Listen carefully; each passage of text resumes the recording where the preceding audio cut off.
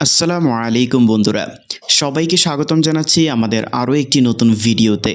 আজকের এই ভিডিওতে আমি আপনাদের সাথে শেয়ার করব কিভাবে আপনারা খুব সহজেই ঘরে বসে স্মার্টফোনের মাধ্যমে সবার আগে এসএসসি রেজাল্ট দেখবেন। এসএসসি রেজাল্ট পাবলিশড 28 তারিখের পর হবে। তখন আপনারা খুব সহজেই স্মার্টফোনের মাধ্যমে সবার আগে আপনার যেই ইনস্টিটিউশন আছে, মানে বিদ্যালয় আছে, সেখানে না গিয়ে আপনি ঘরে বসেই আপনার রেজাল্ট দেখতে পারবেন। সো সেটা কিভাবে দেখবেন সেটা আপনাদেরকে দেখিয়ে দিচ্ছি। প্রথমে আপনারা আপনাদের ফোনে থাকা ক্রোম ব্রাউজার অ্যাপটিকে ওপেন করে নেবেন।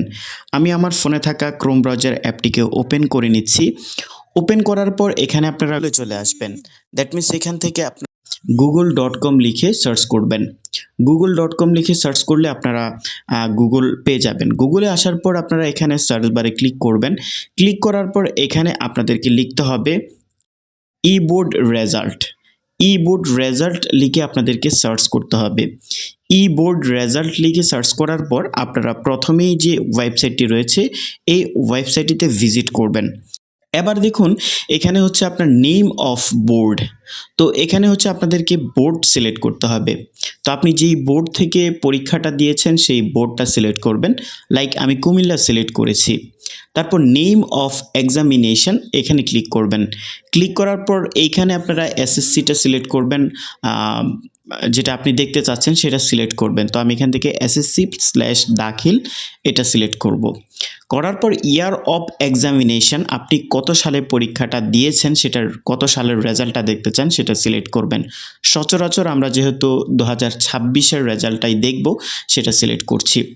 এবার হচ্ছে টাইপ অফ রেজাল্ট এখানে ক্লিক করতে হবে। এখানে হচ্ছে আপনি ইন্ডিভিজুয়াল এই যে অপশানটি রয়েছে এই অপশানটি সিলেক্ট করবেন, তাহলে আপনি শুধু আপনার রেজাল্ট দেখতে পারবেন। আমার নিজস্ব রেজাল্ট দেখব, তো আমি এটা সিলেক্ট করব। করার পর এখানে চলে আসছে রুল নাম্বার অ্যান্ড হচ্ছে রেজিস্ট্রেশন নাম্বার। দেখুন আপনাদের যে মার্কশিট রয়েছে সেখানে কিন্তু আপনাদের একটা রুল এবং একটা রেজিস্ট্রেশন নাম্বার দেওয়া আছে। তো আপনারা সেই রুল এবং রেজিস্ট্রেশন নাম্বারটা ব্যবহার করবেন।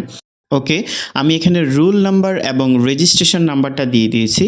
এবার এখানে দেখুন রোবট প্রিভেনশন টেকনিক, এটা হচ্ছে ক্যাপচা। তো এই ক্যাপচাটা আপনারা কিভাবে পূরণ করবেন আমি বলে দিচ্ছি। এই যে দেখুন এখানে লেখা আছে 6, তারপর লেখা আছে 1, তারপর লেখা আছে 8, তারপর লেখা আছে 2। সো এটা আপনারা একটু দেখবেন, দেখে তারপর হচ্ছে এটা আপনারা এই যে নিচের বক্সটা রয়েছে বক্সে লিখবেন 6182। তারপর ভিউ রেজাল্টে যদি আমরা ক্লিক দিই তাহলে কিন্তু এখন রেজাল্ট শো করবে না, কারণ হচ্ছে রেজাল্ট এখনও পাবলিশড হয় নাই।